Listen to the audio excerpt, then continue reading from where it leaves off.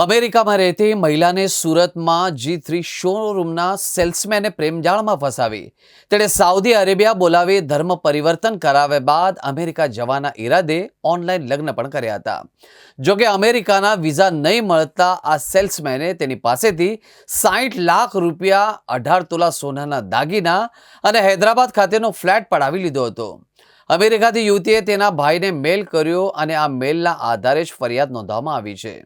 સુરતના લાલગેટ પોલીસ દ્વારા ગણતરીના જ કલાકોમાં જ આરોપીને ઝડપી પાડવામાં આવ્યો હતો. તપાસ દરમિયાન આરોપી યુવક પરિણીત હોવાનું પણ સામે આવ્યું છે.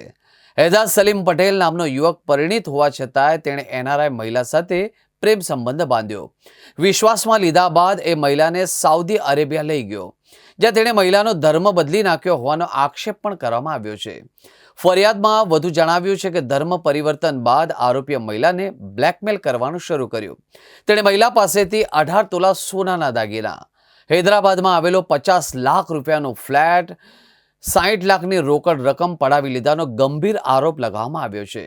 પીડિત મહિલાના ભાઈએ આ તમામ બાબતોની વિગતવાર ફરિયાદ લાલગેટ પોલીસમાં આપતા પોલીસે તાત્કાલિક કાર્યવાહી કરી એજાઝ સલીમ પટેલ વિરુદ્ધ ખંડણી સહિતના વિવિધ ગંભીર કલમો હેઠળ ગુનો નોંધી તેની ધરપકડ કરવામાં આવી છે.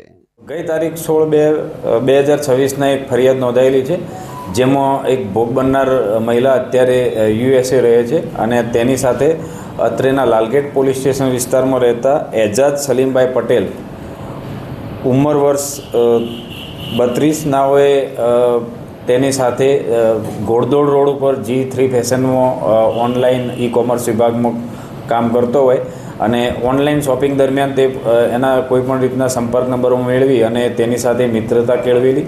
ત્યારબાદ તેઓ હૈદરાબાદ મુકામે મુલાકાત થયેલી અને એના પછી સાઉદી અરેબિયા ખાતે બંને જણા એકબીજાને મળેલા અને ત્યાં આ હાલના આરોપીએ એ સ્ત્રી સાથે મિત્રતા કેળવી અને તેની સાથે ઓનલાઈન મેરેજ કરેલા અને એને ઇસ્લામ ધર્મ પણ અંગીકાર કરેલો.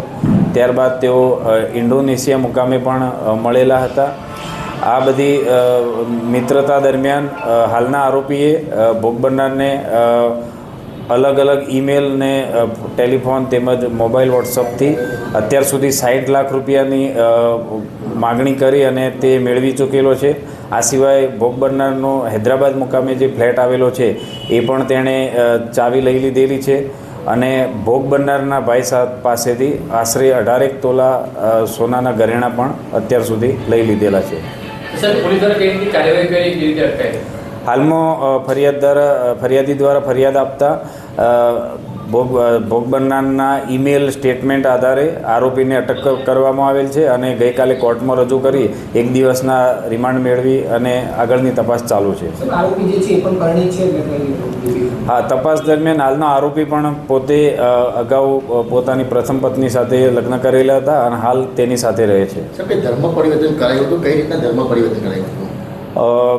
ભોગ બનનારના જે ઈમેલ સ્ટેટમેન્ટ છે અને એના ભાઈ જે ફરિયાદ આપેલી છે એમાં જણાવેલ છે કે ભોગ બનનારને ત્યાં મોબાઈલ ઉપર અને ત્યાં જ્યાં રૂબરૂ મળેલો ત્યાં મિત્રતામાં ભોળવી અને ધર્મ પરિવર્તન કરાયેલાનો આક્ષેપ કરેલો છે, પરંતુ ખરી હકીકત જ્યારે ભોગ બનનારનું નિવેદન થશે ત્યારે બહાર આવશે.